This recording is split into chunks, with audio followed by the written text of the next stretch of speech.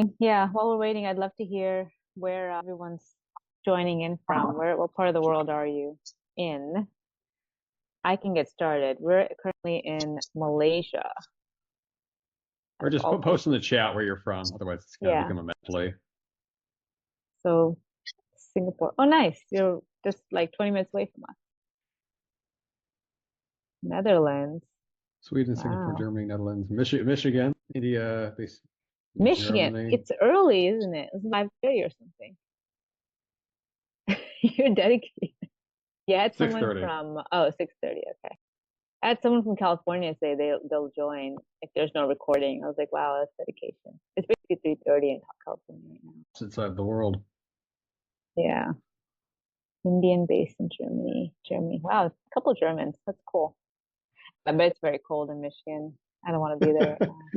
That's why we're in Malaysia. We're escaping the winter. But then we have the rain here in place of winter. We'll get started. So as I mentioned, if you're not a speaker, if you can just mute yourself so that we don't get echoes or background noises and all that good stuff. Hey, do we have 2 Netherlands? Oh wow, that's cool. I didn't know we had followers in the Netherlands. Global following. Yeah, cool. Go. Welcome everyone. We're super excited for this conversation. This is the first live webinar that we're doing as part of Ferta. And we're going to be diving pretty deep into the topic of fertility and infertility. So thank you for taking the time to join us.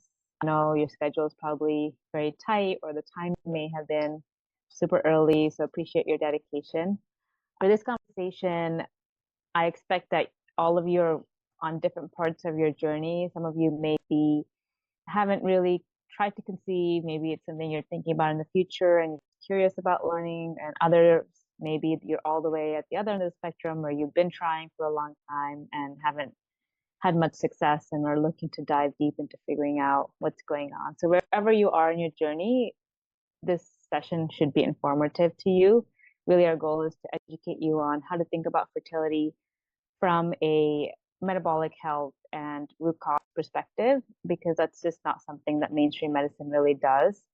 And we realized fundamentally through our own fertility journey that infertility is really no different than metabolic disease, in the sense that the same root causes that cause things like diabetes or heart disease or insulin resistance, all this stuff are the same things that cause infertility. And so we believe that the only way and the best way to really fix infertility is to look at it from a root cause perspective.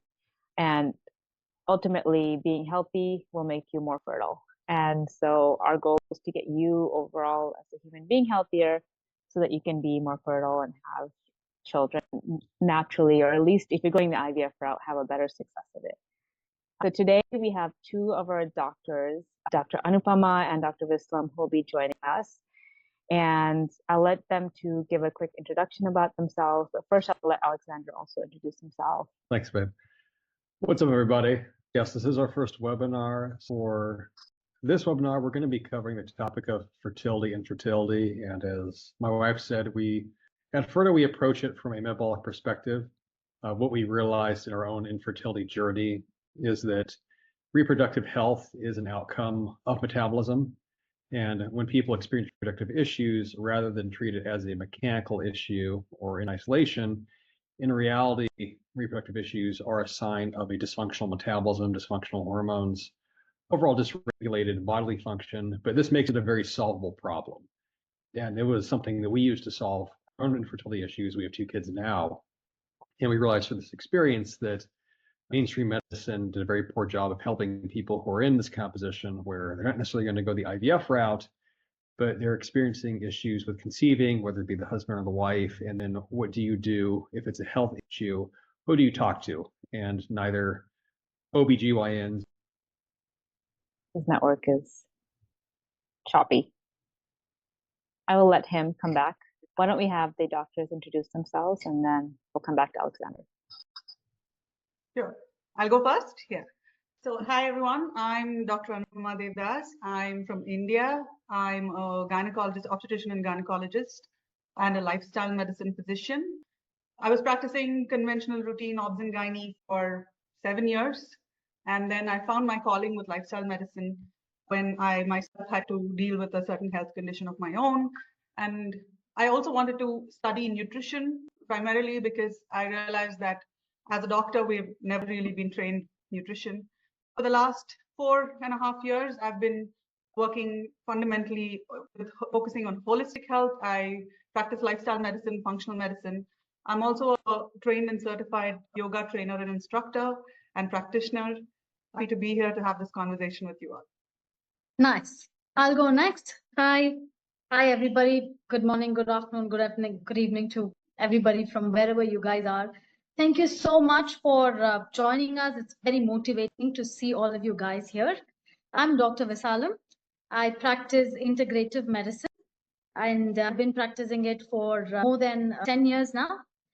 And I include allopathy, functional medicine, ozone therapy, medical cannabis, mind-body healing, yoga, healthy nutrition, and so on and so forth to integrate all forms of. All right. Mute your mic, people. All right. That is me. I practice integrative medicine, and I also have dealt with infertility or pregnancy, for that matter, with my patients, where integrative medicine gives good results without the side effects of the conventional medicine. And that is why now we are all diverting into practicing completely integrative medicine. Happy to be here and super motivated to see all of you guys. I'll also tell you why, because in India, infertility or pregnancy is still slightly stigmatized. So to see you guys in large number is very motivating. So thank you so much for being here. And we go and we'll have Alexander and Preeti take over from here. Awesome. Before we get started into the questions, we wanted to share our own journey with infertility. So in terms of why we even started this company is because when I was on my own fertility journey, I fundamentally realized how broken the conventional system is when it's trying to treat infertility. So I was put on birth control when I was 15 years old because I had lost a lot of weight because I wanted to be skinny and look good for high school. And then I lost my period with it. 9 months had passed and I didn't get a period. And then I went to the gynecologist and they put me on birth control. I was 14, so I didn't really question it. I just took the pills. And then I got a period every month on the pills. So I was just like, okay, it fixed my problems. No education about what birth control is, what it's doing to my body, or the fact that the period you get on birth control is not a real period.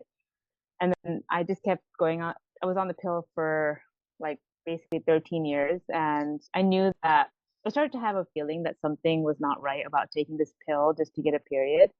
And I knew that if I got off of it, the chances of me getting a period would be low, but I was scared to get off of it. And then when I met my husband, he finally told me to get off of it. So I did. And then I didn't get my period back.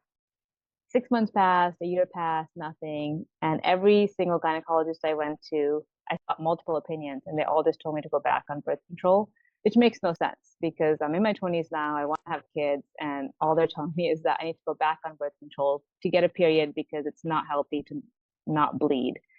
And it didn't make sense to me. And I knew that wasn't the answer. So 3 years passed and I still didn't have a period. So that's when I started to really just dig deep into the research on my own and try to heal my own body. And that's how I got really deep into like fertility science and understanding how female hormones work, how our cycle works, what causes infertility, all of that stuff. And luckily, I was able to run into a doctor who was able to diagnose me with what was going on. She was a functional doctor, integrative doctor. And she gave me the first clue of how to figure out how to heal my body. And then from there on, I was able to piece the puzzle together to heal my body within 6 months of getting the diagnosis. So then that's when I realized, or we realized together, that the body has an incredible ability to heal. So just because you're infertile now doesn't mean that you'll be infertile in 6 months from now. If you change your lifestyle, your diet, your mindset, you can certainly become a lot more fertile. Even if you're getting older, you could actually become more fertile than you are today. And that's really a positive message that I feel like the current conventional medicine doesn't really give people. Instead, it's a message of like hopelessness and despair, and you have to do IVF and go through all this pain just to have a baby.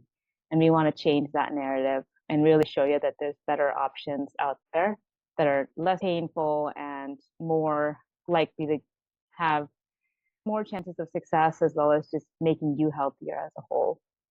That's kind of journey. And so I'll just jump in and start with the questions, and me and Alexandra will take turns just asking the doctors questions and keep it like a fireside chat so that it's engaging, and we'll save some time at the end for you to ask us questions as well. So I just want to start at the very top and ask the question of what, for the audience here, like, how would you actually define reproductive health? What is the fundamental definition there? Right. Yourself, doctor. I mean, yes, just before answering that question is like how Preeti told her journey and why she's here. All of us integrative practitioners have our own journey, and which is why we look into the holistic medicine today, and we believe it. There's so much conviction in it, and we want to help you guys also get healthier the healthy way, right? And coming to Preeti's question is, what is reproductive health? The definition that we say, the definition that I tell people is starting from your menarche, secondary sexual characters, your sexual life, sexual desire, sexual performance, and getting pregnant. All has to be healthy and natural. That to me is optimal reproductive health. If a patient actually has irregular periods and still gets pregnant, does not mean that their reproductive health is at its optimum. So everything, their age of menarche, secondary sexual characters, their sexual life, the desire, the ease of the sexual activity, plus the pregnancy, the delivery included, prenatal and postnatal, everything put together is reproductive health. Absolutely. I second that. That's a good answer. Like, people think about fertility as just the ability to get pregnant, but it goes much beyond that. It includes, like you said, everything from how soon did you get your period all the way down to postpartum healing, ability to get multiple pregnancies, et cetera, et cetera. Ability to have And menopause even. Yes, menopause too. So then on that same line, what does it mean to be infertile? Okay, so infertility basically is defined as the inability to get pregnant or to conceive after having tried for 1 year with regular unprotected sexual intercourse. Now, it is age dependent, so which means that if the woman is over the age of 35, then we would redefine it and say that the inability to conceive after 6 months of trying is considered infertility.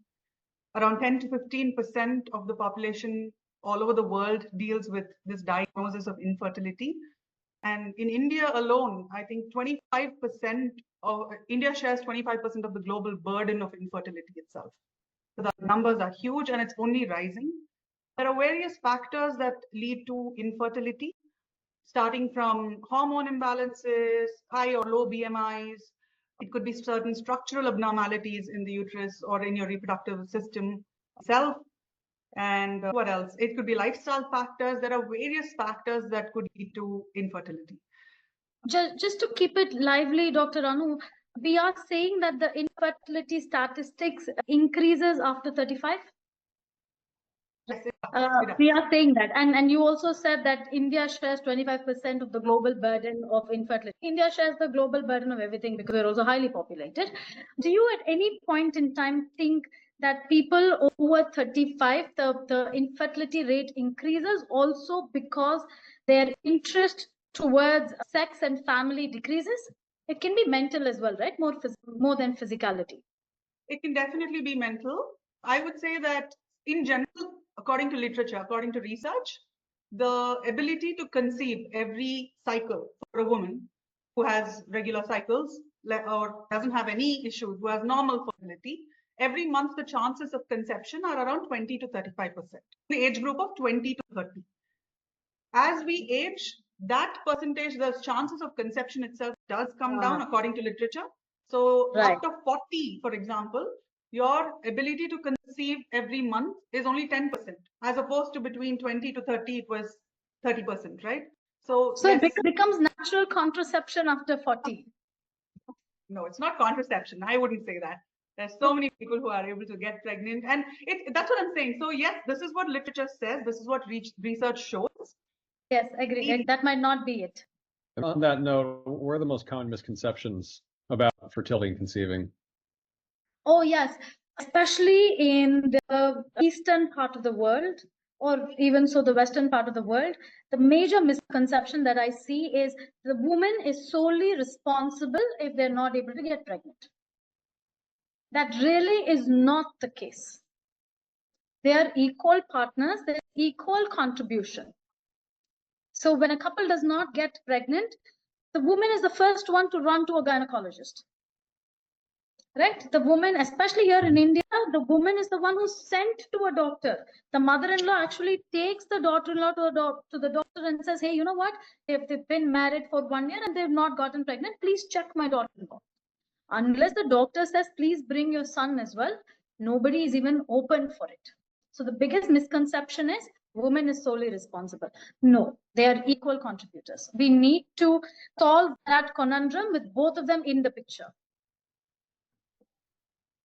Yeah, that's a great one. Absolutely. Any others? Yeah, so I would say another common misconception is that, as Preeti, you were sharing, people are unaware about the fertile period in their menstrual cycle. When should you try to get pregnant? So how I know this is, one, they're unaware about the fertile period. Those who want to get pregnant somehow end up working this out. But we also see a large number of people who come in for emergency contraception when it's even not required, or they just go randomly to the pharmacy and buy emergency contraception, which is that progesterone pill that you get. So people are really unaware. If you want to become pregnant, if you want to be parents, educate yourselves as to when in the menstrual cycle. So for a woman who has regular periods, say a 28-day cycle, the fertile window is from day 10 to day 20. Okay.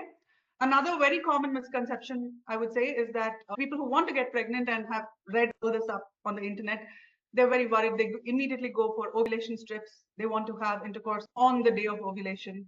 It can be very stressful. While for some people it's useful to know when exactly they ovulate, but I would say in general, having regular sexual intercourse, which means twice a week at least. The science behind conception itself is that the ovary, once it releases the egg, it stays alive for 24 hours. Whereas the sperm can actually stay alive in your vagina or in the posterior fornix of the uterus for about 5 to 7 days period. So if you ovulate day after tomorrow and you've had sex today, you can still get pregnant. So there's no need to stress yourself out about having intercourse on the day of ovulation. That's a great one, yeah. That is very true, because as much as we all want a family, there is this fear of pregnancy before the government accepts your relationship. Another big misconception that I want to discuss is the age factor. There is no age factor for pregnancy when it comes to men, but there is age factor when it comes to women. Because men also menopause, right? The newer industry is all about men andropause, not menopause. Andropause. Andropause. They can have a child at any age is another big misconception. Also, another thing with women is the older we get, the lesser probabilities of we getting pregnant. That's what Dr. Anu was saying, is after 40, the chance become 10% is the documented evidence, right? Because I have seen women getting comfortably pregnant at the age of 42. So all the documents says, all that journal says is there is less probability, but it does not rule out pregnancy after 40 at all. And especially for people say, I remember my great grandmother getting pregnant when she was 50. That's what my mother says. But then there's this new theory that says, oh, she had already given birth to 10 people, so 50 is not an age, she can give birth to one more.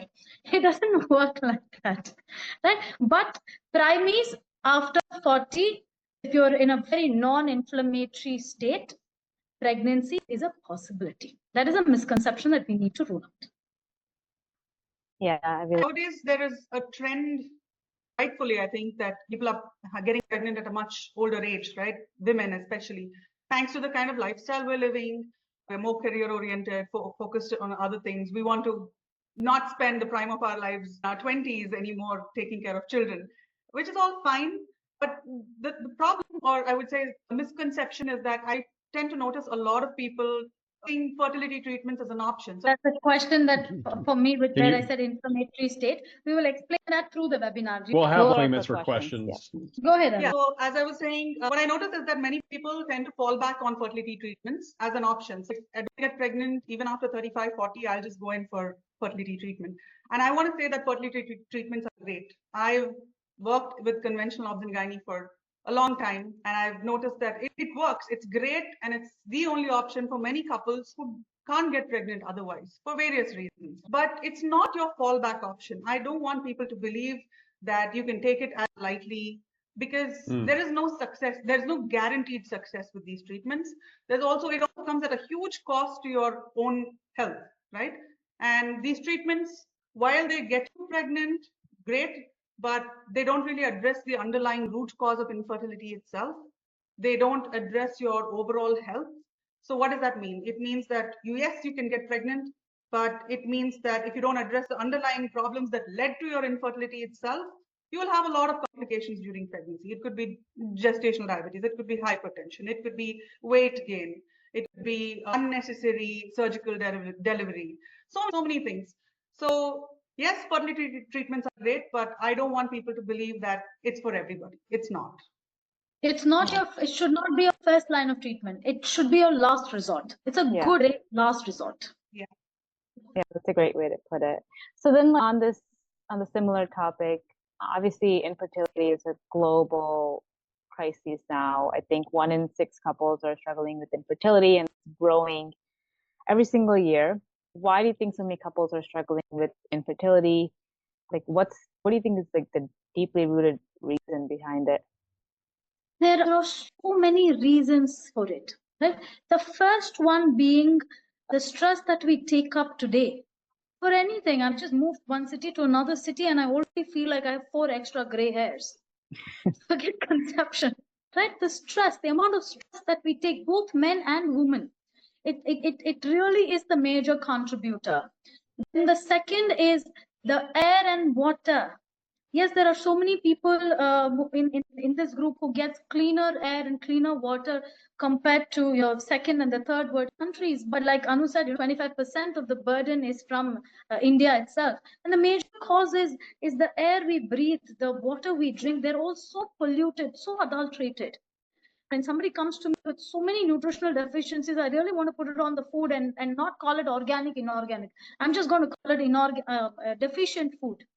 Over and above the deficiency of the nutrition that they have, the injections that those vegetables get, the fruits get, the trees get, all the plasters that is put upon them to stop them from rotting, and the pesticides and so many things, your body does not know how to take it, so it just goes and settles somewhere and does not allow you to perform at optimal state.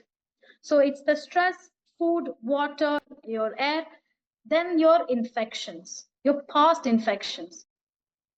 They all remain in your body and hinder your optimal performance. No doubt. I'm sure all of you must have heard about the spike protein from the corona, how certain vaccines can cause certain complications, how certain infections can cause certain complications. And then the number of pills that we swallow today, left and center, all those toxins gathered, and your digestive health, your big main reason is your digestive health. Right? None of us eat properly, none of us digest properly, none of us assimilated properly, none of us eliminated properly. So your digestion is the biggest cause. Over and above that is your social habits, sleeping late, excessive exercise or no exercise, excessive dieting or no dieting, smoking, alcohol. All of these things put together affects your internal milieu, your homeostasis. Your body is always trying to bring it back to regular or creating another life. It's really out of the question, and the body is already fighting its own survival. That is why there is so many cases of infertility today. I just want to add to the list of toxins that you already mentioned. One is your plastics. And, plastic, yes. Personal care products. I kind of read somewhere that women apply so many toxins every day. In the Western world, nobody steps out without makeup, and it's loaded with heavy metals and endocrine disruptors. Yeah. And plastics, I read a paper where the amniotic fluid, they were able to find microplastics in the amniotic fluid. So if you're not eating plastics, then how does it reach your amniotic fluid? That is number one question. And just to bring about the infertility, what Preeti was asking is, I also read another paper which said in 2100, Korea's population will go to zero. Because people, first of all, don't want to give birth, number one. Number two is they cannot give birth. So imagine a population can go to zero. Where is that country going to, right? Where is the world going to? And we are normal procreators. Our normal people go for finding the purpose of life, passion of life and everything. Without all of that, we are normal procreators.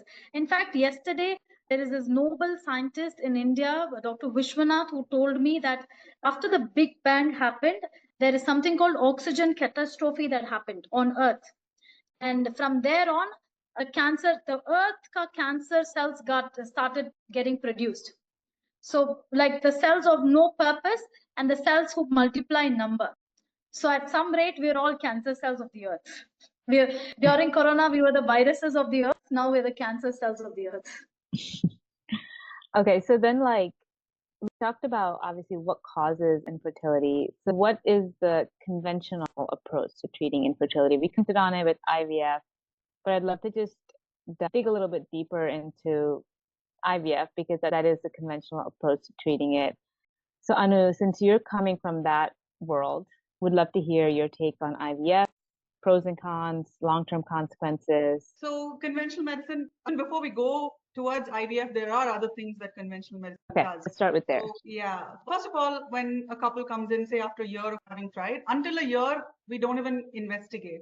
We want to give people a year's time to even try because, again, from literature and studies, it shows that 85% of couples who have regular sexual intercourse, unprotected sexual intercourse, should conceive within 1 year of trying. So it's only after a year that we even begin to investigate. Unless we find other reasons, like if they're dealing with chronic medical conditions, then we might want to investigate a little sooner. You said unprotected sexual intercourse, right?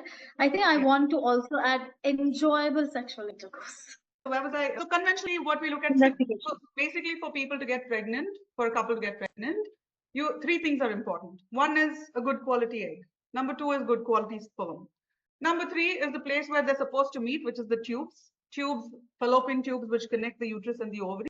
It has to be open. These are three basic requirements for you to become pregnant. So this is what we investigate in the first round. When a couple comes, we're looking to see if the woman is ovulating regularly. So this is done by testing for serum progesterone, which is a blood test in the second half of the menstrual cycle. We look at the semen analysis to make sure all the parameters are fine. And if these two things are fine, of course, we also do an ultrasound to rule out structural abnormalities, fibroids, your endometriosis, any adhesions and things like that. If these things are all fine, then we go for tubal patency test, which is a hysterosalpingogram, where a dye is injected into the uterus to see if your tubes are open, that dye should essentially spill into the peritoneal cavity. We take an X-ray to see if the fluid has spilled. Okay. So if all these three things are fine, these are the most basic investigations. We also look to see overall health. Do they have hypothyroidism? Do they have PCOS? Or do they have any other diabetes? Overall health. Let me mute. Guys, mute yourself, please. Once this is all fine, if we don't find anything wrong, okay, or if the couple have tried long enough, as we were saying, age is a factor. So if they're older, then we would speed it up. Say a woman is not ovulating regularly, we might artificially induce ovulation by giving them hormones, medications, and ask them to try and give them certain injections around the time of ovulation so that the egg can actually be released, and then ask them to have timed sexual intercourse. If that doesn't work, the next option is your IUI, which is intrauterine insemination, where we collect sperm, it's processed in a sperm bank and then given to us, and then we inject it into the uterus directly. It's a great option for many men who have very low motility and things like that. Some people do get pregnant with this. If this also doesn't work, then we send them down the IVF route. So the next part of the question is what exactly happens in IVF. I would say there are about 5 to 6 steps. All 6 steps are not for everyone. Sometimes it's just 5. So the first step would be to shut down your ovaries. We give certain injections or nasal sprays to basically shut your ovaries down because we don't want your natural hormones to interfere with the next stage, with step 2. Step 2 would be where we artificially stimulate the ovaries so that it produces a lot of eggs. Step 3 is where we collect these eggs at a certain time. We constantly track, we look for the development of these eggs, and then we withdraw them through a surgical procedure. It's under sedation. And then you collect these eggs. At the same time, you've also asked the male partner to donate give his semen, and that's processed. And both these two are put together in a lab, in a test tube, and allowed to fertilize. Now, if that doesn't work, then sometimes we also do something called ICSI, which is intracytoplasmic sperm injection, where the sperm is directly injected into the egg, a good quality sperm, you select it and then you inject it directly into the egg. Again, an option for those who have very low count and very low motility. And then wait for the embryo to develop. Okay, so the embryo is developed on day 5. You would look and see which is the best quality embryo. And then if the endometrial thickness is good enough, you would transfer this artificially into the woman's womb where she can grow the pregnancy. Essentially, that's what IVF is, and those are the steps of IVF. Pros and cons. So yes, there are a lot of pros. I would say IVF is great. It's a godsend for many couples who can't get pregnant otherwise, right? So there are many who have premature ovarian failure. They need donor semen, donor eggs. And there are same-sex partners who want to have a baby, or somebody who has had tubal damage for various reasons. Damage due to infections, damage due to smoking, damage due to previous ectopics, and the tubes have been removed. Then there's no other option. IVF is your only option. Great. But even if you are going to go down this route, I would still say that you should fix your overall health and other parameters in your health. All the things that Dr. Vasalam was saying, toxins, you need to detox, you need to set your BMI, your overall health into order, even if you want IVF to be successful and have a healthy, complication-free pregnancy and delivery and child. Yeah. That's right. No, that sounded Yeah. in a great flow, and IVF also sounded intense. But where, as a medical fraternity, that we have come to help those couples who cannot have children, it is very nice. Yeah, I agree. That was a great breakdown. So with unexplained, let's say, infertility, is unexplained infertility, is that a real phenomenon? Or do you think that there are actual causes that are just uncovered when people are experiencing unexplained infertility issues? Right. So again, let me define what we mean by conventionally what we mean by unexplained infertility. So we do the standard tests when a couple comes in. Say the tubes are open, the semen is normal, she's ovulating, there are no fibrous growths, there's no structural abnormalities, and the couple has tried for 2 years. Then we call it unexplained infertility when we don't find anything wrong, right? There's no PCOS, there's probably some amount of hypothyroidism or PCOS, and we deal with it. We just give medications for the thyroid, whatever. And then we diagnose unexplained infertility. But I would still say that it's more of a limitation in conventional testing because we're not looking at other subclinical levels of hormone imbalances. We're not looking at immune system dysfunction. We're not looking at the toxin load and toxin exposure, nutritional deficiencies. We're not looking at gut health and gut microbiome. We're not looking at progesterone deficiency, which can lead to recurrent miscarriages at times. Subclinical hypothyroidism, or addressing the root cause of that hypothyroidism. These are things that conventional medicine doesn't do. So it's not, in my opinion, it's sometimes, yes, in spite of all of these things, we may not be able to find a cause. And again, to quote literature, people who are diagnosed with unexplained infertility, about 36% of them get pregnant within a 7-year period. That's what I read. So I think at Ferta, or what we are trying to do is we can definitely speed this up. We can evaluate and see if everything that I just mentioned is fine and address those things and help people get healthy in general and have a safe pregnancy and delivery. When it comes to infertility is where this term comes of unexplained infertility. But otherwise, the concept of it is very common in conventional medicine. We call it idiopathic. One of my senior doctors once told me when I was doing my MBBS, my senior most doctor told me, "Doctor, do you know what idiopathic means?" I said, "When we do not know the reason or what is causing it, when we have no clear idea of how to treat it." He said, "No. He said the doctor is idiot, patient is pathetic, so idiopathic. So unexplained infertility is where we have not dwelled deeper into what is causing it.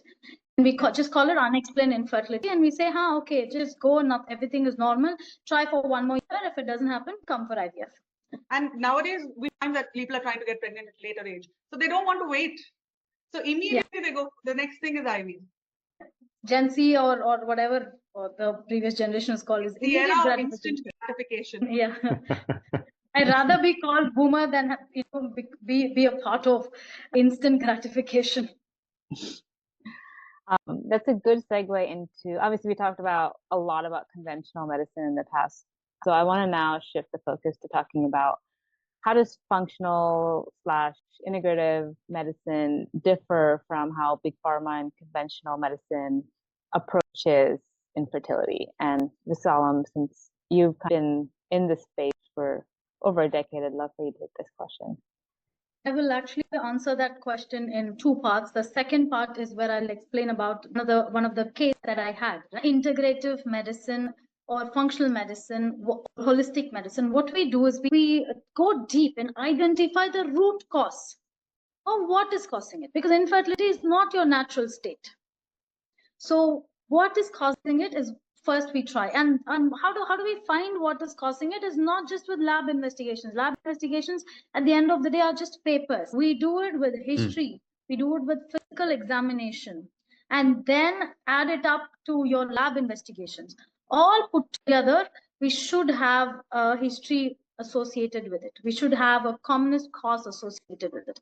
Once we know the cause, then the direction we take in the treatment is quite clear.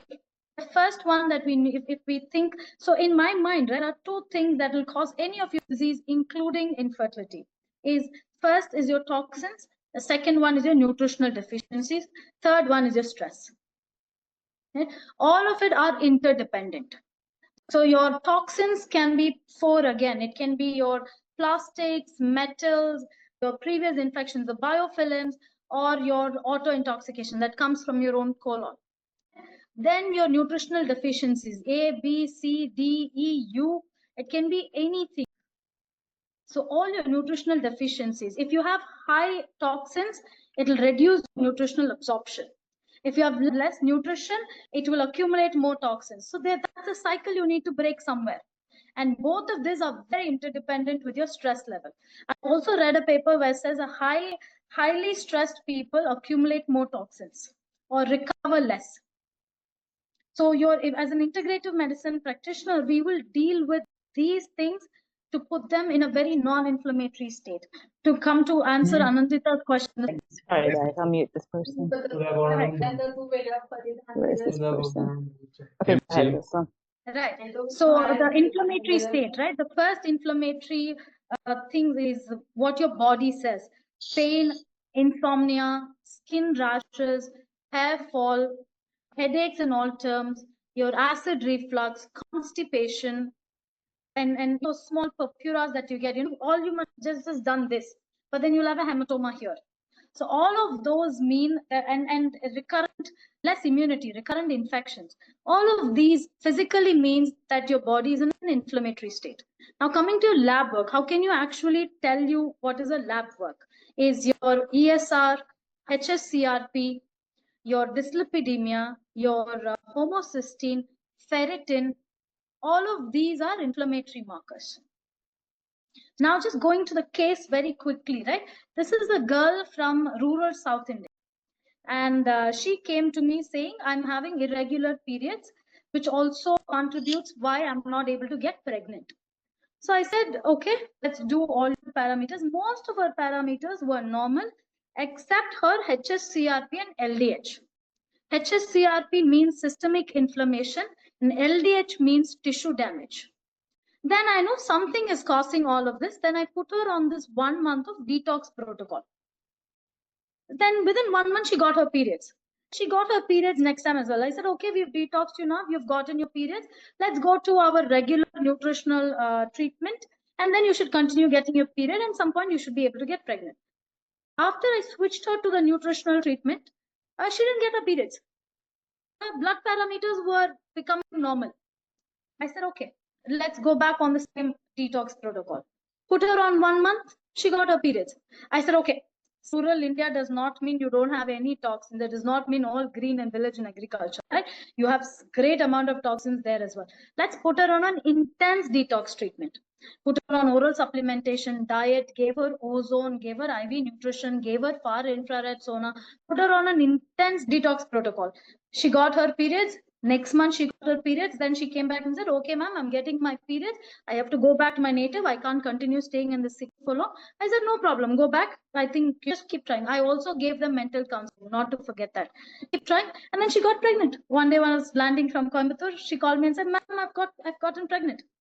So many of us, before calling it unexplained infertility, before calling it idiopathic something, just try, because in my experience, I know what these toxins can do. And in fact, she had constipation, she had weight gain, and she also had a lot of vaccines, and she also had a lot of other pills, like over the counter. It's still rural India, right? Over the counter, she had taken many pills as a child. So all of those things can still be toxins. You detox them, put them on good nutrition, give them mental counseling, de-stress them. Pregnancy should be your inevitable result. That's a great answer. Appreciate the case study as well. Since we're kind of reaching the end of the hour, we'll go over a little bit just to answer some of the questions. But obviously, the approach that you talked about with the functional integrative approach is what we also do at Ferta. And so, do you want to talk a little bit more about why we believe this is the sort of more balanced or better approach to treating infertility? Like I said, your IVF treatments are not all bad. We are not here sitting telling you. We're all allopathic doctors, right? Both Anu and me, our alma mater is allopathy. But we have super specialized into the lifestyle medicine, functional medicine, integrative medicine, because we started seeing results ourselves, and because we started seeing results on patients. More than results, we started seeing lesser side effects on the patients. Good, guaranteed, or at least convincing results. And IVF or even surrogacy today, like when Anu was saying, IVF has just become your fallback option. Surrogacy has also become your fallback options today. So it can be your last resort. Having a family is very important, right? So it can be your last resort. But before that, let's try the natural way. Let's put the body in a good environment and allow the body to function in its optimum. And then if it still doesn't work, we always have these last resorts, right? But put the body in the right environment. Put the body in the right environment, meaning all the 7 pillars that we practice in integrative medicine: food, movement, sleep, mind, chemical detox, nutritional therapies, and all of this put together. Those are your pillars. Rightly said in the very beginning, I think the body has a tremendous amount of power to heal itself. You just need to get all the crap out of the way, and then you'll do it, right? So take away the toxins, give the right kind of support, allow your body to heal, and that's good enough. Whatever result, it needn't necessarily be pregnancy, whatever chronic condition one might be dealing with, the body can handle it. Yes, and the biggest thing that I tell all my patients, my friends, my family is body only knows how to grow. Now you need to find what is stopping. I will give you a simple example. Laser treatment that we women do, right? Laser treatment where we burn the hair follicles across your arms or wherever you want it, you burn it. But after 6 months, hair will still grow. You've burnt the hair follicle, but it still grows, which is why we have to still go for maintenance. And the maintenance are also costly. Ask me what I'm saying, right? The hair still grows. So body only knows to grow. If we take away all the things that's stopping that, body will continue to grow and create. Absolutely. Yeah, that's a great way to end this discussion and move towards the questions. It's a lot of really good questions. I hope we can get to most of them. One person, Pavan, asked, can FSH be lowered naturally? My wife's age is 39 years old. Okay, so high FSH, if she's gone into menopause, we'll really have to look and see what the values really are. But I would still say that we need to look and see how we can stimulate the ovarian follicles, if there are any. She's not gone into menopause. If the ovaries are still active, how to stimulate them, then we should be able to bring it down. So overall, it's a balance of hormones. So when you want to bring down a particular hormone, you need to understand that everything is connected. Every organ in the body is connected, a hormone especially so, because your thyroid is impacting, your adrenals is impacting your ovaries, everything is connected. So we need to look and see the overall picture and see how to address that. Okay, awesome. That's a great answer. Next is from Sohaila. She says, I'm 43. She had six unsuccessful IVF rounds in the past year. Low ovarian reserve. Last test said AMH is indetectable. I did have 1 to 2 grown follicles every month during IVF, normal BMI, healthy lifestyle, including exercise and toxin-free. I'm experiencing symptoms of perimenopause while I wish to have a child. Is it possible to have HRT while still trying to conceive naturally? How old is this person? 43. 43. Okay, it sounds like basically when we look at AMH is produced by the ovarian follicles, right? If AMH is very low, that means your ovarian reserve is very low. I have heard and I have seen some cases where AMH can be brought back up, but it really depends on how much of ovarian tissue is left for us to work with. How do we stimulate it? How do we get it to come back to start working, if that is possible at all? But sometimes you said there were only 2 follicles developed in each cycle. So that it shows like there's a trend for she's probably having premature ovarian failure. Usually if that is the case, 43 and failed ovaries, it's quite young. It's not very normal. So we need to look and see other root causes for it. It could be underlying autoimmunity that has gone unaddressed. It needs a thorough investigation before we can promise that we can bring it back up or anything. Anything you add, Salam? For me, I believe that your AMH in ovarian follicles, right? Yeah. So by the failed cycle, why didn't it take up to your uterus? What is the, because uterus is your growing land. Why didn't it take up there? So that's where I will want to start. So why isn't your uterus ready to have a child? So that goes back to what Dr. Anu said is your hormones. Hormones is very much connected to everything else. Hormone is the first one that goes out of whack when you don't sleep well, when you don't eat well, when you have a lot of inflammatory foods, or simple infection can tip your hormone balance off. That's scary. I'll move to the next question. This question, someone is asking about thyroxine. Can someone ever get off thyroxine? What are the best ways for someone diagnosed with PCOS to conceive? I guess those are 2 questions. So do you want to answer that? Okay. Yeah. So wonderful. I mean, we've worked extensively with Salam and I for the last 2 years, helping people reverse their hypothyroidism. One of the most common reasons for hypothyroidism is autoimmunity, Hashimoto's thyroiditis usually. And we need to address the root cause of autoimmunity. Like, why did this person develop autoimmunity to begin with? Yes, we can. I can't say we can take everybody off their thyroxine levels, but many people it's essential. It's an essential hormone. Thyroid is, there are receptors all over the body, everywhere, every organ. So in the meantime, while we're addressing the root cause of the hypothyroidism, you will have to continue the thyroxine.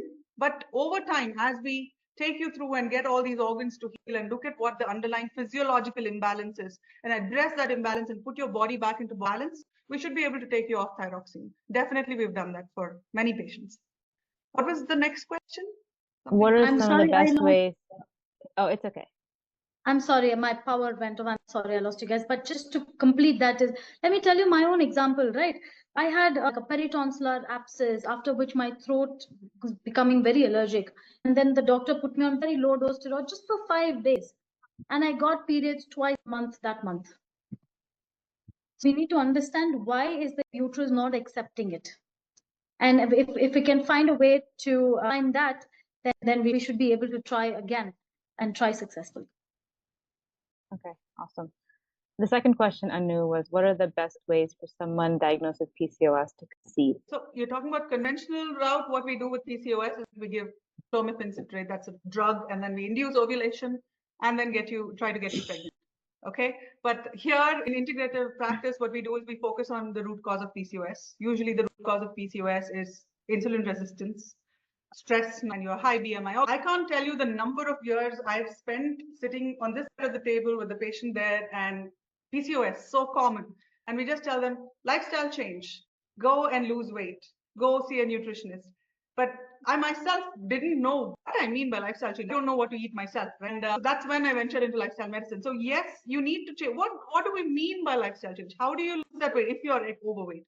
There are also lean PCOS cases, which can be slightly more harder to treat. But yes, you can address and manage PCOS and get pregnant naturally by doing the right things.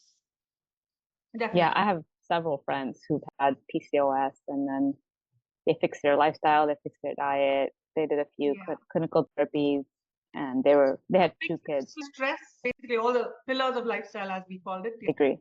And one more thing about PCOS is if you have PCOS does not mean you can, and pregnancy is going to be difficult. There's so many people who get comfortably pregnant with PCOS. That's all. Yeah. Right? But over and above that, if it's causing, then you have something more deeper than PCOS, more other hormonal imbalances. Yeah, PCOS seems to be like the blanket diagnosis. And they don't dig deeper after that diagnosis. Detox, a myth, because apparently body detoxification is natural. Oh, yes. Oh, that's my favorite topic. Thank you. Whoever's asking that question, thank you so much. Right? Yes. Body detoxing pathways, right? 2 brilliant pathways, and it's amazing. Yes. But body can detox to a certain level. If you put in more toxins, your body can only detox it slowly. If you put your body with unknown toxins, the body does not even know which enemy it's fighting. And today we are in an era where the toxin that we're putting is so unknown to the body. So the body actually does not know what to do with it. It's super confused and overwhelmed. So it just puts it somewhere. As more so in the liver. The liver just keeps it. It does not know what to do with it. Which is why I remember telling my team that one of my senior doctors actually said people born after 1990 always have suppressed liver. Because all these toxins just get stored in your liver. The liver does not know what to do with it. At that point in time, you will need external detoxification, be it supplementations, be it IV nutrition, be it sauna, be it lymphatic drainage. You will require all of that to help your body natural detoxification. Nothing of this will go and pick up the metals from your tissues and put it outside. No, other than your chelation. Of course, chelation will do that. But all the other natural therapies will help your body detoxify in an efficient manner. That's all it is. So I hope that answers that question. Is detoxification a myth? Can the body not detoxify itself? Yes, it can detoxify itself, provided you detoxify it in a limited amount. And detoxification is not a myth. Like I said, I deal with patients every day, so I know it's not a myth. You know, let me just add to that one. So this is something that even the fitness industry likes to beat up on, that detoxification is fake or toxins aren't real. Toxins are 100% real. And like Dr. Vissalam just said, substances, chemicals, let's say heavy metals, chemicals like endocrine disruptors, chemicals like microplastics, these things do accumulate in the body. Now, they are not measured on a conventional blood test because historically they didn't exist, but they do accumulate in the body. They do affect your health. And even if your blood parameters are normal, you can still be having health effects from them because normal blood parameters, it's a very wide range. And when people have even instances, let's say like acne or unexplained headaches or lethargy, or even let's say iron overload, this is all stuff that has built up in your body or something's affecting your body. Yeah, there's not a direct way to necessarily measure it, but it is affecting you. And if testing does exist, because there's a lot of testing that does exist now for various toxins, it's not something that your regular conventional doctor is ever going to offer to you. If you go to your GP, your primary care practitioner, they're never going to say, hey, let's test for microplastics in your urine. This is not something that's taught in regular medical schools unless you choose later on to specialize in it, like she has. So the detox question, like I said, it's one of those things where it's very like it sounds smart to say toxins are 100% real. Your body's detox pathways do get overloaded. That's scientific fact. It is. In fact, if you want documentation on that, test your urine today for all your heavy metals and inorganic acids.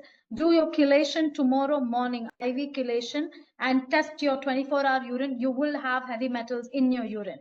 Where is it coming from? Your body doesn't make heavy metals. So that is documentation enough to know that there are toxins in your body getting accumulated. 100% new age toxins out there, and there is nothing in your body that has ever dealt with heavy metals and plastics before, right? Our ancestors didn't have to deal with it.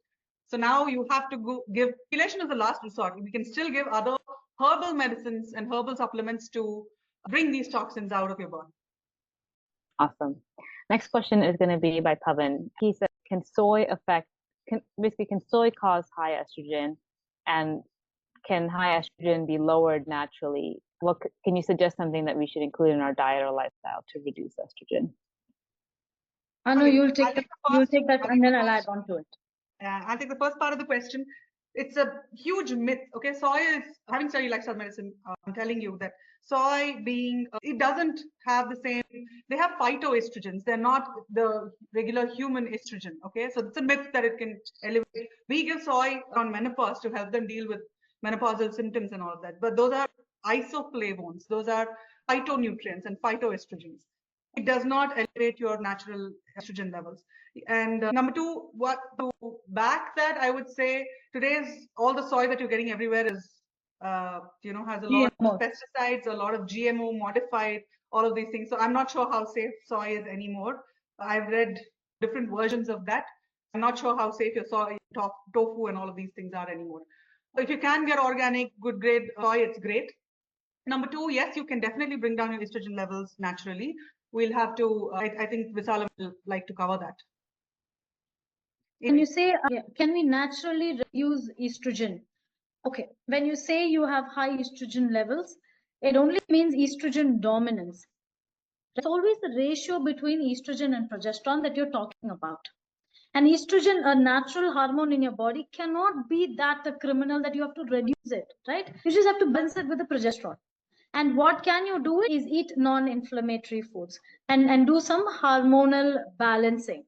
Your meditation, pranayama. I remember I read asking saunas. Far infrared saunas is a big way of hormonal balancing. Take herbs that can help you hormonal balance. Sleep well on time. Reduce all your allopathic medications or over-the-counter medications. Reduce your endocrine disruptors. Stop all of that. Your estrogen and progesterone will balance itself out. And then you will not have high estrogen or estrogen dominance anymore. When you said estrogen dominance, it's like you said, it's a balance between estrogen and progesterone. One of the things that brings down your progesterone levels, and which is why you end up having high estrogen and estrogen dominance, is stress, right?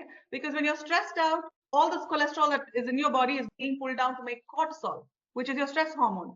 It's called cortisol steal, and then there's not enough left to make your sex hormones. So your progesterone levels come down, okay? And this can lead to heavy bleeding or not getting your period at all. Then you need external progesterone to end up having a period. One of the key things to do is sleep well, manage your stress, take out toxic people and toxins from your body, and then you'll be fine.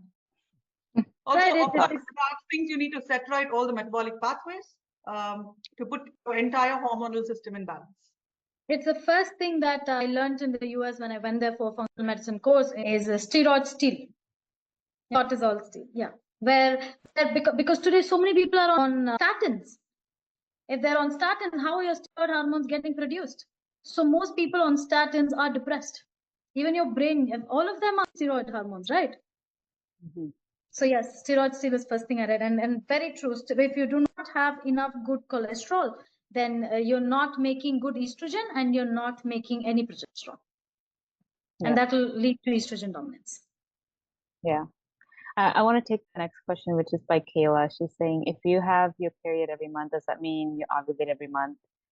The answer is no, right? Like you can have anovulatory cycles where you're bleeding, but you're not actually releasing an egg. And this is also could be a reason why you're having trouble conceiving. So you really do want to confirm ovulation each month. You can do that multiple ways. You can either do that by tracking your body temps every day and making sure there's a rise when you ovulate or post ovulation, or you can use the test strips. But would you add anything to that?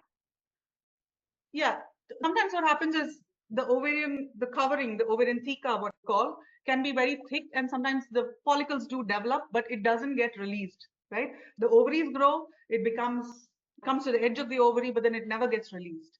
So we do a day 21 serum progesterone, and if the levels are high enough, that means you have released the egg and that follicle has developed into a corpus luteum in the ovary.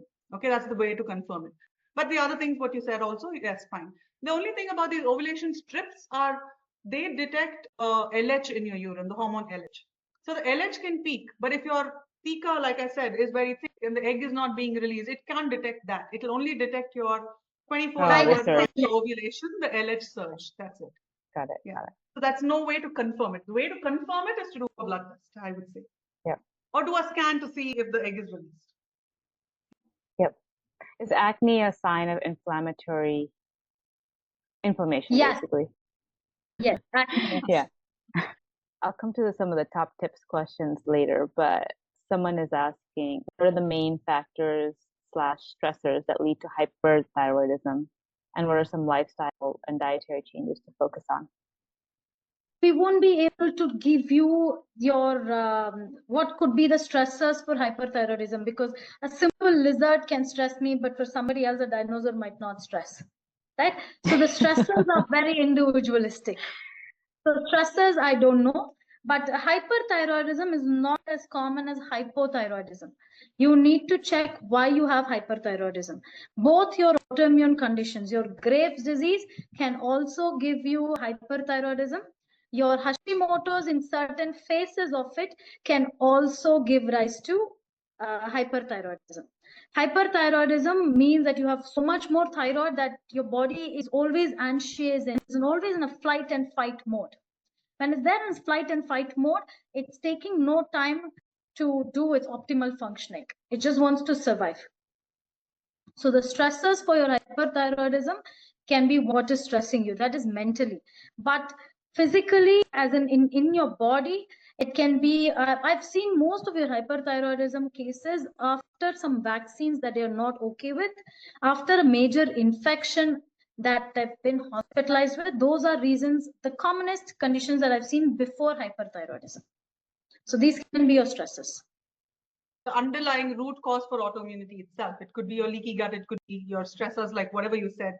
It could be an emotional, mental stress that caused neuroinflammation, which led to autoimmunity. So we'll have to really look at the entire person as a whole and see what they've dealt with physically, mentally, emotionally, in every which way, and then address that. And I think now that you tell me that, doctor, when you deal with the physical and mental stress, it's not one time, right? The more you hold on to it, the worse your body gets. Especially these uncommon things like hyperthyroidism. I've seen patients with hyperthyroidism who's gone through that trauma for a very long time, and that too in the past, but they still hold on to it. So when they hold on to it without talking about it in yoga, I'm sure you've also been taught that in yoga, when you say that Vishuddhi chakra is here, right outside your thyroid gland, right? When you've faced trauma and you've not voiced it out, it directly affects your thyroid. And hyperthyroidism happens in severe cases. And I've seen that in patients. So yes, these are your causes for hyperthyroidism. Interesting. This is a male question. So he's asking, is there a way to diagnose unidentified causes of male infertility even after routine hormone checks and scans? Someone suggested male fertility genetic tests. How helpful can it be? Alexander, you want to take that? Yeah, so with male infertility, conventional way is always going to be like they'll do a semen analysis. Also, you can get your hormones tested to testosterone low. Typically, if you can increase your natural testosterone production, you should increase your semen production. It's like low T and low S go together, and high T and high S go together. Now, if you still have unexplained infertility, maybe a very low sperm count, something like that, then you'd want to search for a possible congenital condition, something structural. This will require an ultrasound. Is there something in the vas deferens that's going on? Is there something with the prostate that's going on? There's some actual structural issue as to why those sperm are not forming boy. Yeah. And yeah, so it could be something physical, and that might be something that is correctable through surgery, through microsurgery. You just want to basically see an experienced urologist. To this, like I said, it has to be hands-on. You need an image of what's going on. The one advantage to male infertility issues is that oftentimes things are very structural, just tactile. And is there something that's off here? Is something tangled? And maybe that's fixable. Now, there's also nutritional pathways as well, which this is a little less talked about, but there are therapies. Sometimes the things are used for TRT, like 8-CG or clomiphene. You can also use for men to just dramatically increase sperm count. Sometimes that will bring it up. Sometimes injectable carnitine or high daily dose carnitine supplementation along with some other micronutrients that could bring sperm count up and improve the motility dramatically. There's also just the simple lifestyle stuff like wearing loose underwear, not wearing polyester. Like your sperm production, the genitals are very heat stress sensitive. So the cooler you can keep that area and let things hang, the absolute better. If you ride a bike a lot, even that could have an adverse effect. Now, if all these things have been done, let's say you've done everything and like, hey, there's still no sperm production. At that point, we could say there's probably some kind of structural malformation where, unfortunately, due to events that will be under control during your time in the womb, maybe your mom quite literally got exposed to too many microplastics. Maybe something went off there with the formation of the genitalia. And at that point, it's probably not a solvable problem, but you'd want to have done all those other prior things to try to obviously get to the root cause of the issue. Yeah, obviously there are cases where some things cannot be fixed, in which case you're going to have to do hopefully some kind of sperm extraction to just get whatever healthy sperm are available, even if it's few, and then you're going to be looking at the ART-IVF route. But like I said, do all the other steps first before you end up in that position. Okay, great. Our next question is related to immune dysfunction. So he or she is. Can you do anything for immune dysfunction / chronic infections that does not result from long-time holistic functional medicine help improve detox, gut health, stress, and nutrient balance? Is it possible the cause of my fatigue, infertility, and miscarriage when stimulated with hormones is due to immune dysfunction? Hey, I'm an optimist. So Yeah. the answer can heal itself. Even from your question, I see that you've gone through a lot, right? You've gone through the holistic and the functional way, but believe that your body can heal. It will heal. It doesn't know any other way. This is what I've learned in my entire experience. It doesn't know any other way. Yes, so just to, because we can have a longer webinar to say how to do that. What did your functional medicine or a holistic doctor do? What can we do better? Because when patients come to me, right, it's not the first time. I see this huge files where they've gone to all sorts of doctors, Ayurveda, allopathy, Siddha, functional medicine themselves. But that is when it becomes more challenging. Like, what extra can we do? Like today, the science is growing at a very faster pace. There are peptides, there's methylene blues, there's exosomes, there's stem cells, there's the simple of fasting. 3 days of water fasting by itself can. So we have to try different things and the hope that it'll all get better. That's a great answer. Also, I think functional medicine alone is different from integrative medicine, right? Oh yes, because after I did combining several things. After I did functional medicine, I still didn't feel that completeness of it. So that is when I went ahead and did yoga therapy, mind body healing, body talk, medical cannabis, ozone therapy, IV nutrition, stem cell therapy. So that, because today each one of us are unique. The same disease might not manifest the same way for everybody. So we will need all of these other extra treatments to solve whatever is happening there. Yes. Yeah, I'll just add to that one thing. I could, for unexplainable, let's say like fibromyalgia or chronic fatigue syndrome, one of the specialists that we've been consulting with, so he's a heavy metal specialist. He's specialized in detoxification, and heavy metals are just widely overlooked by medicine. Like, it's not taken seriously. Like, metals do accumulate in the body, and again, these are not things that a conventional doctor is ever going to test for, because you need to do a heavy metal test in the blood, which means you need to have justification for doing it, obviously, but you have to think to do it. And also heavy metals have to be tested either through hair or through urine. And I would probably guarantee, I don't think anyone here probably listening has ever had their doctor suggest a hair mineral test for metals. But you can have metal accumulation, whether it's cadmium or mercury or nickel or aluminum, and it reaches a threshold where it's starting to adversely affect your health, your immune system. It's going to keep affecting you so long as it's present. And again, you have to get extensive diagnostics done. But if that comes up, then that would probably be the root cause of the issue. And as I said prior, this is just really overlooked by most MDs, DOs. Like, you're going to have to get weird and go see some differently thinking specialists to try to solve these kinds of problems. But yeah, it's been my experience, this is like a fitness professional, very rarely is anyone's body idiopathically screwed up for no reason. There's no reason. You're just screwed up. Like, that's a BS excuse that medicine gives you. almost everything has identifiable root cause or causes. It's just a matter of finding them. Yeah. And And then Josephine, fibromyalgia and the chronic fatigue syndrome in India, the first thing what they do in Ayurveda is they put them on something called Shirodhara, which will de-stress them. And the second thing that they put them on is Abhyanga. That is your body massage, your tissue release, your fascia release, and your lymphatic drainage. That really helps chronic fatigue syndrome and fibromyalgia. I just want to add, so fibromyalgia in general is a condition of chronic stress, right? So many of them, what conventional medicine probably overlooks is mental trauma, past adverse childhood experiences. These things, when they go unaddressed, you often find fibromyalgia more commonly in women, unfortunately, and most of them have dealt with some kind of trauma that they've not overcome. So we need to address the mental health as well. It is. and then Josephine's follow-up question is, can Ferta help her, or can we help her with immune dysfunction and chronic infections at Ferta? And the answer is obviously yes, right? Yeah, we can definitely help you. So if you want to work with us, definitely schedule a call with us and we'll get on a call with you to figure out how we can work together. Other questions is, you answered some of that one. Oh yeah, this one. Does taking supplements like magnesium and omegas regularly contribute to toxic load? I guess I would broaden this question and say, can supplements increase the toxic load in the body?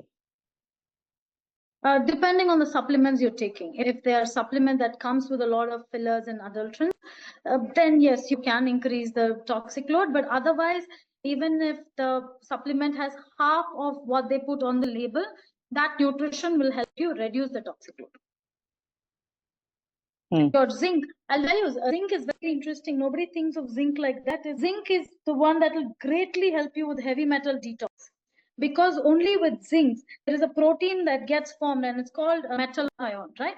And this metallothionein is the protein that is required for the body to transport the toxin out of transport the metal out of the body. Without this protein, the body cannot get eliminated of that metal. So zinc is a requirement for detoxification.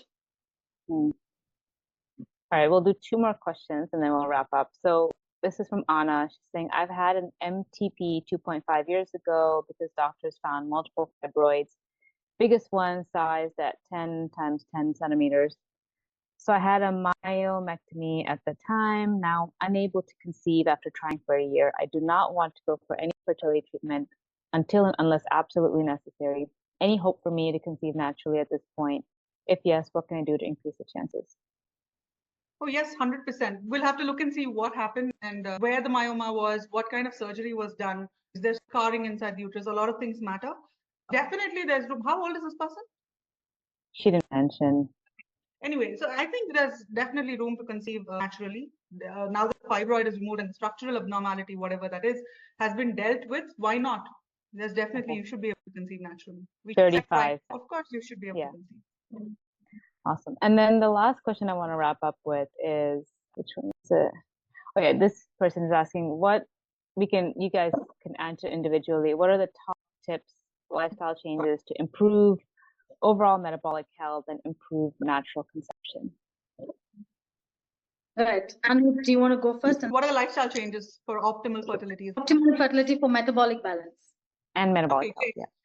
First thing I would say, sleep well.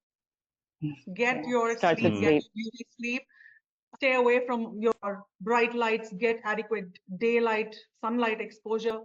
Number 2, fix your nutrition, right? Eat what's healthy, eat balanced, eat and look and see if your gut is able to absorb the nutrition you're eating, if there are any deficiencies there.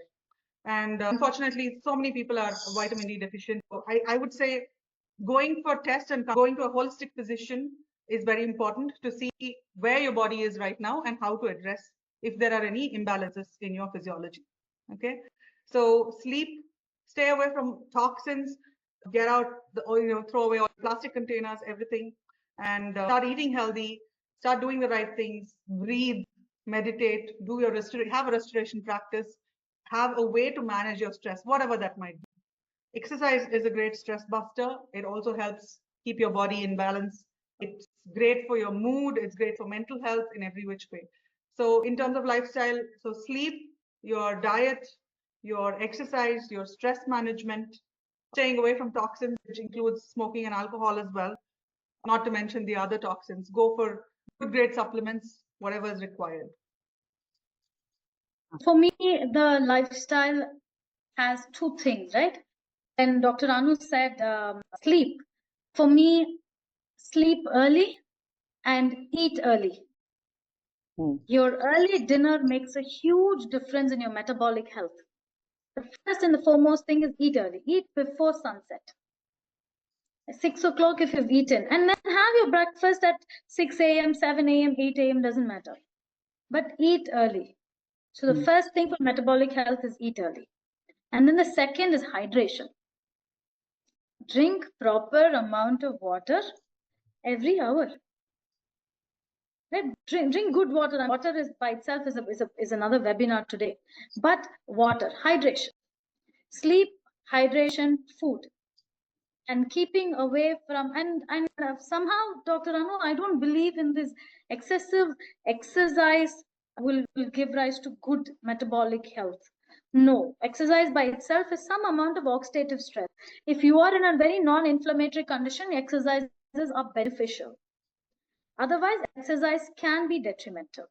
In fact, I read this hormone cycle that it's very interesting. You guys should listen to this. Hormone cycles with exercise is in your first phase of exercise. Second phase of exercise is more amount of endorphins more than your dopamine. Third phase of exercise is your serotonin, which is why exercise makes people happy. After it's made you happy, the fourth phase of exercise where you have oxytocin production.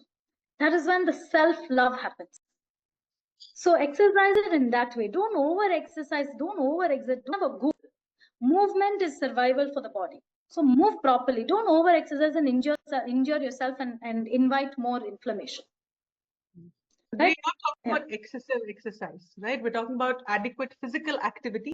Exercise is important. As we age, is very, very important, I think. For example, as you rightly said, I have a friend, he's just did his triathlon in, he's not fit. He can do the running, the swimming, and the cycling, but he's not fit. It's an endurance sport, but that doesn't mean you're fit. That doesn't mean you're healthy. Okay. So yes, it's not about exercise and achieving some exercise goal. It's about in lifestyle medicine, we talk about 4 forms of exercise: strength training, cardio activity, balancing exercises, and flexibility. All 4 are important. But what happens is one of us, even probably you and me as well, we get addicted to one form of exercise. We just love it and we don't want to give it up.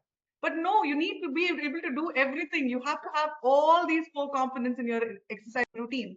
It's not enough to just do only strength training. I have another friend, he's 60 years old, again, a runner. He's like so lean and so unhealthy, but just goes running. It's an addiction.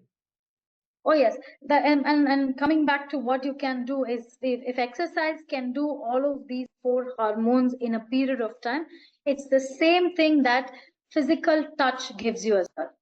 I'm sure Alexander will want to comment on this. I'll be honest with you, excessive exercise is a problem so few people suffer from that I don't think that's a real concern. Yeah, I always exercise is that's my specialty. Exercise in relation to metabolic health, you want your exercise to be for a purpose.